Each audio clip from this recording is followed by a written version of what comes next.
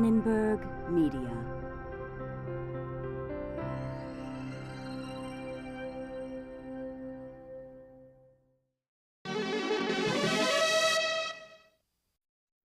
Our elders are fair game, it would seem, for an aberrant faction of our society. Why would this young reporter bind her hands and feet and wander city streets as an 80-year-old? What does it mean to age in our society? Do we all go through the same physical and mental stages as we grow older? Maturing and aging, this time on Discovering Psychology.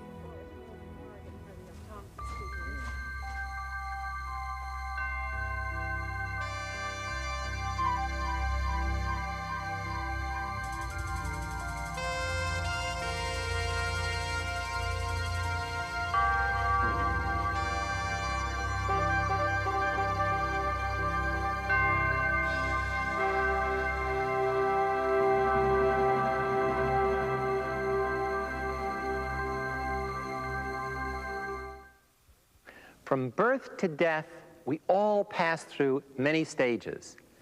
But until fairly recently, most important theorists who influenced the study of psychological development focused primarily on early life.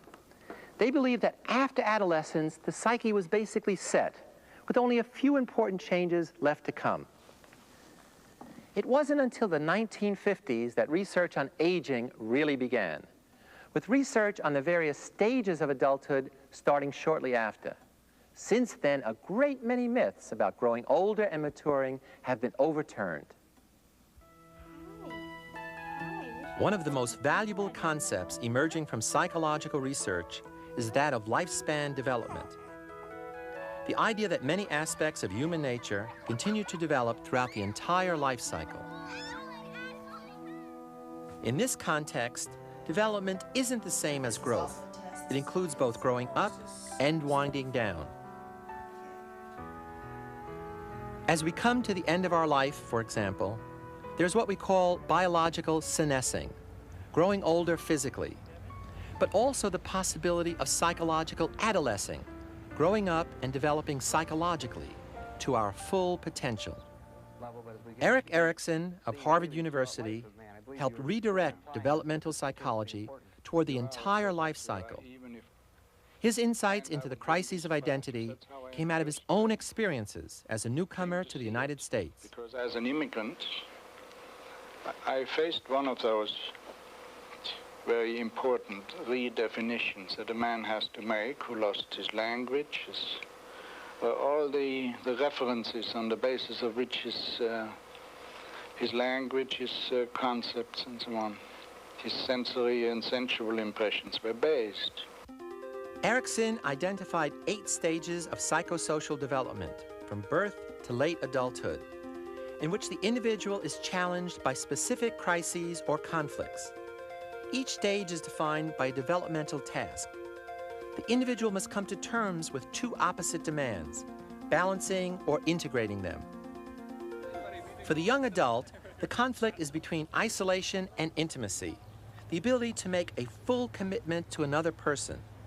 This requires accepting responsibilities and giving up some privacy and independence.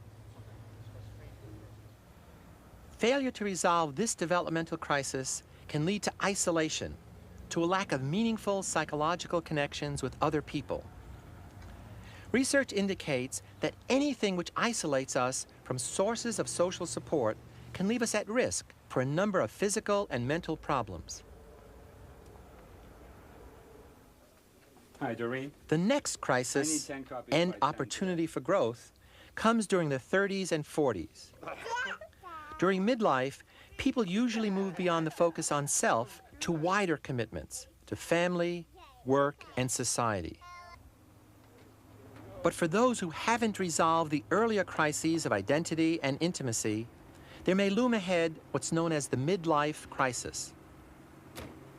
People in a midlife crisis are self-indulgent. They want to give up their commitments for one last fling, opting for freedom, or its illusion, at the expense of security and responsibility to others.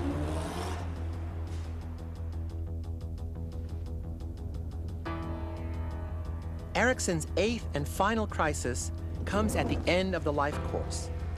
If an individual has resolved the crises of earlier stages, he or she can look back without regrets to enjoy a sense of wholeness.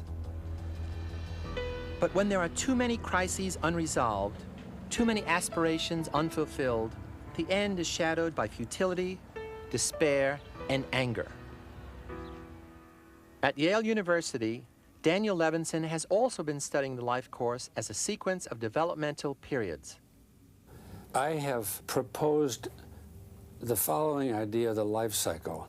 I believe that it is divided into a series of eras, each lasting about 20 or 25 years. The first era is childhood. It goes until around 20. It includes what is ordinarily called childhood and adolescence. The second era I call early adulthood, which goes from around 20 to the early 40s. This is the time in which we are working to establish a place for ourselves as adults in society, forming a work for ourselves, forming a family, raising our children, advancing toward youthful goals. The third era I call middle adulthood, which goes from roughly the early 40s to the early 60s. This is a time in which we become more senior members of the adult world. The fourth era I call late adulthood, which goes from roughly the early 60s to the early 80s. Somewhere in our 60s, we begin moving out of the center stage of society. We're no longer having major responsibilities. We feel less obligated to do the kind of work we did earlier. We have the possibility of enjoying life more, being more playful. We also have the hazard of becoming irrelevant. So as I see it, the study of life structure development and a sense of developmental periods provides a context within which we can look at more specific problems such as work and family and leisure and religion and politics and so on. It doesn't fully explain any one of these, but it helps us to see their meaning more clearly and also helps us to interrelate them. At the end of the life cycle, we come, of course, to old age. But most of us have little understanding of what it's really like to be old. How do the elderly experience the changes they go through? And how are they treated by the rest of society? The average person's lifespan has increased by 30 years over the last century. Consequently, there is growing attention to the quality of life as one gets older and to what the elderly have to teach us about aging. How do you evaluate it? How do you describe it? The research of psychologist Laura Carstensen looks at how emotions are experienced and processed in our later years. Of my life, I feel that things are very much more in one piece that I get. In recent years, in part while scientists were searching for some of the problems associated with aging, they discovered some surprises. College-age students are more likely to be lonely than the elderly. Specifically, older people experience less negative emotion, fewer negative emotions than younger people do. Emotional problem solving and the ability to process complex emotions often improve with age. Carstensen has also found that cognitive agility in normal elderly adults does not necessarily decline. I'm going to have you look here at the computer screen, and you're just going to see a series of pictures. Carstensen is studying how emotional stimuli can influence the cognitive processes in older adults, particularly in relation to memory. We're working on a project which we're examining older and younger people's memory for emotional material. We have been examining people's relative memory for emotionally charged visual imagery as compared to neutral pictorial stimuli. Okay? And this time, if a picture comes on the screen that you saw in that first group, I'd like you to push yes. And if a picture comes on the screen that you didn't see, I'd like you to push no. And say... Older people show the standard kind of age-related decline in their memory for neutral information, neutral stimuli, but not for the emotionally charged visual stimuli. In this case, older people's memory is just as good as younger people's memory.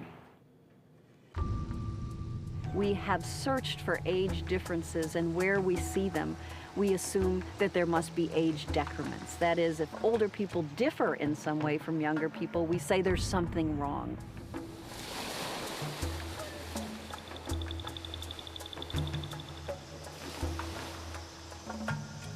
I think in the area of emotional development, we see much evidence for growth and improvement well into the later years of life.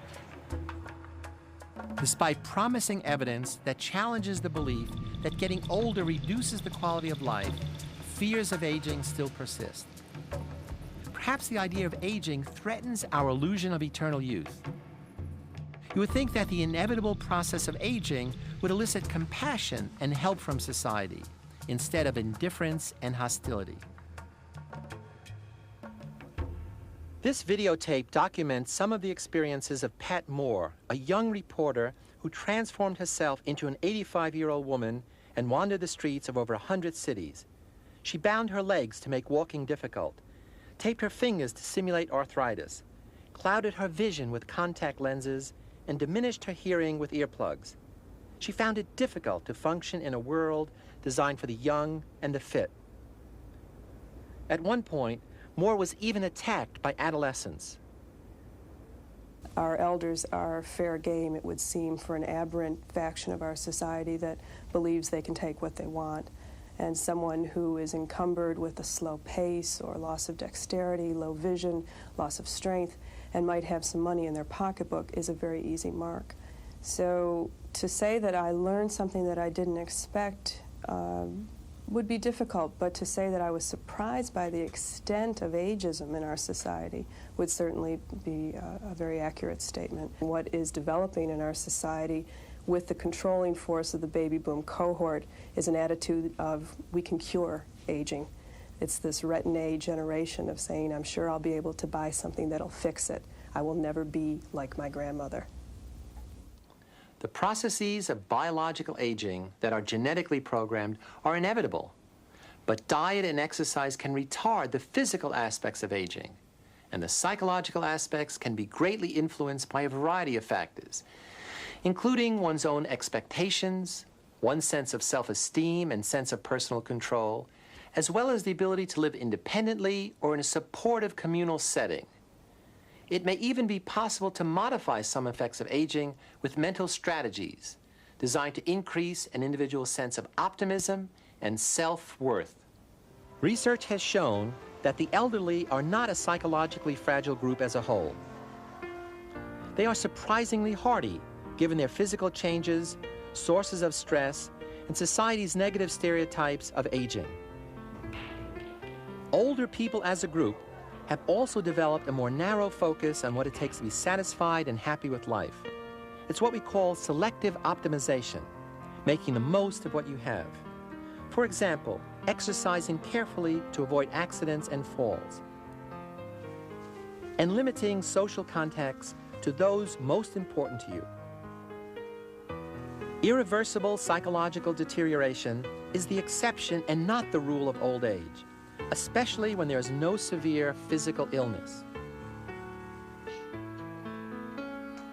For instance, there is a decrease in emotional outbursts with age and a decrease in psychosomatic symptoms. And older adults seem to be better at getting the gist of a problem. Traditionally, this has come to be seen as the growth of wisdom with age. Even the most noticeable cognitive change in the aged, loss of memory, can be ameliorated with behavioral techniques. Though not as quick as their younger counterparts, the elderly do as well or better on vocabulary and general information memory tests. Sherry Willis of Pennsylvania State University has been developing new educational training methods which help the elderly function more effectively.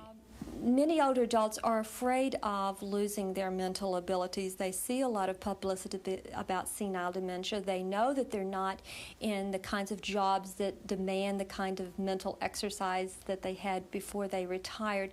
Ruth, number 6.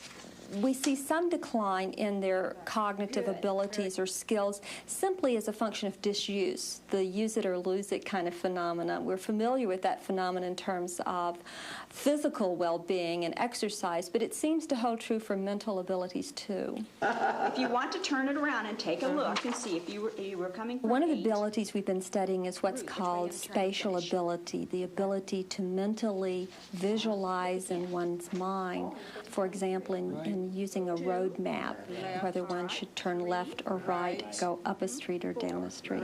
We developed a series of exercises that key in on that particular skill or ability. We found that with very short educational training, the performance of older adults on a variety of tasks related to their daily life can be significantly improved.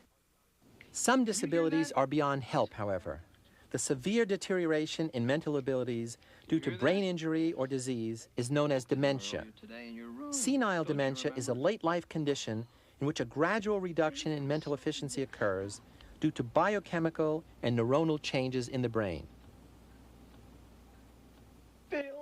Dementia can have devastating consequences, including the loss of memory, learning, language abilities, orientation, and self-care. Of course I do, Doctor. Can you repeat them? It can lead to wandering and purposeless activity, inappropriate sexual behavior, apathy, and aggression. Who are you? Who are you? What are you doing in my house? Out of my house! No! Miss Gallagher, you must stay in bed. Oh. You're in a hospital, remember? Hospital? Oh, you're going to get... But only 5% of people over 65 and only 20% of those over 80 suffer from it. Contrary to popular belief, the rates of depression and anxiety among the elderly are not higher in later life either. Although there is an increase in paranoid disorders, it is usually traceable to losses in hearing or vision. Given all the stresses associated with aging, from forced retirement and decreasing financial resources to declining health and the death of a spouse, it's surprising that the elderly do not show a corresponding increase in stress-related disorders. They suffer no more and sometimes less than middle-aged people do. Perhaps the elderly have an increased tolerance of stress as a natural part of life. There's also good news for the elderly about sexuality. Research has shown no loss in the ability to derive sexual pleasure as one ages, assuming one remains healthy. The bad news, however, is that many mistaken beliefs about aging and sexuality cause unnecessary anxiety over small changes in sexual functioning. Also, the elderly often worry that there's something wrong about still having sexual thoughts and fantasies. Those worries, in turn, may make them give up on sex entirely. Yet there's absolutely no reason why they shouldn't have the same feelings they had when they were younger and still be able to enjoy their sexuality. Research on aging seems to question the attitudes of the rest of us. Why do we think there's far more deterioration and despair among the elderly than actually exists? The culprit may be our old friend, the availability heuristic. Personally experienced or vivid cases in the media are overrepresented in our memory, giving us a falsely exaggerated picture. We also downplay equally dramatic instances of outstanding accomplishment among the elderly. People who are far more vital and creative than the majority of their younger colleagues. At Pennsylvania State University, a long-term study on the effects of aging is being conducted by psychologist Werner Schei. Well, we've been studying adults from the 20s to the 80s over the last 30 years. Who was following the same people over time, as well as comparing people of the same ages at different historical periods. Now, what we found is that, first of all, age changes occur much slower than most people think. People tend to peak in midlife. 40s, 50s are the ages at which we are in full command of our physical function, and also we've had enough experience so that we have something to use our brain for. From then on, it's a matter of maintaining it. A lot of people progressively move out of things. Especially retirement can be a real threat in the sense that you may no longer be challenged as much as you were when you were working. People who do well as they get older are, first of all, people who take care of themselves, who lead basically a healthy life and an active life. Secondly, they are people who have flexible attitudes, who don't have to have everything in its place, who don't have to do things always the same way, but who can roll with the punches, who can enjoy new experiences, and who can take the changes that occur as you get older as challenges rather than as threats and defeats. We've seen a lot about the aging process, but what about the social process of aging? History tells us of societies where the old were left to die when they could no longer contribute. In the United States, however, we now have more humane ways of abandoning the old. We put them in nursing homes, where the care, both physical and psychological, is often inadequate. Currently, about 5% of those 65 and older and 23% of those 85 and older live in nursing homes. But this figure will rise dramatically as the population ages. What's wrong with living in a nursing home? Almost everything. You lose privacy, individuality, and self-management. You lose connections with your past, your friends and neighbors. You live in an alien environment with strangers, a world of excessive bed rest and medication. Sexuality is discouraged implicitly and explicitly. Family contacts may sometimes diminish because the environment is usually unpleasant and because of the guilt involved in visiting. And despite even the best medical care, the staff, which is rarely trained in psychology, often behaves in ways that treat the elderly like children, not wise senior citizens. The more they're perceived this way, the more dependent and childlike they actually become. New research also points to several factors that predict rapid deterioration and early death among those who have been relocated to nursing homes. Ironically, being cheerful, cooperative, and outward-reaching is worse than being suspicious and aggressive. In other words, the good die younger. And those with the most hope when they experience relocation suffer the most when the reality of the change sets in. Fortunately, many of the problems of old age can be ameliorated by education, training, and changes in the environment. Also, promoting a sense of personal control and responsibility in the elderly has major psychological and medical benefits. Primary prevention involves education of the elderly and the rest of society about the truths of aging, to dispel myths and change negative stereotypes. Secondary prevention can then help the elderly redesign their environment to minimize and accommodate natural changes due to aging. Public transportation can be made more accessible. Vision and hearing tests can be given as early as possible to overcome physical problems before they affect mental outlook. More home visits by medical personnel and counselors can be made to help the elderly function longer in familiar surroundings. And more psychological training for caregivers can prevent problems of overdependence and depression. The third level of prevention is early intervention by therapists to help those who may face problems associated with aging, to minimize progressive decline.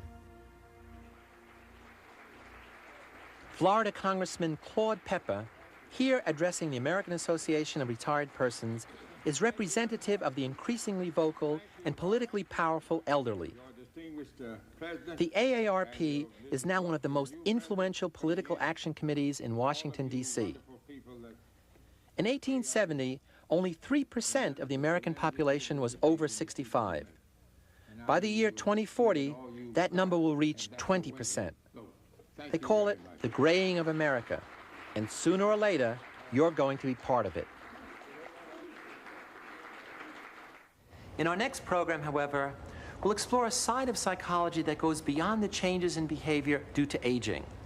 We'll see how our thoughts, feelings, and actions are influenced by other people, no matter how old we are. We'll look at some social situations that are more powerful than you ever imagined, situations that can bring out the best and the worst in human nature. The world of social psychology. Next time, I'm Philip Zimbardo.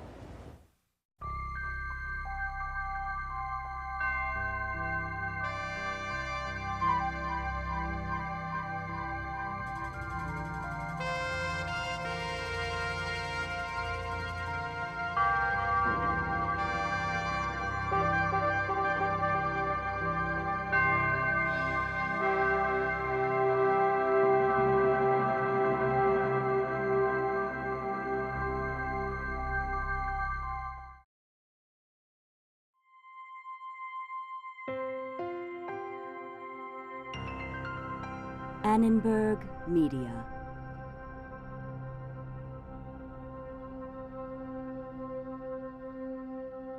For information about this and other Annenberg Media programs, call 1-800-LEARNER and visit us at www.learner.org.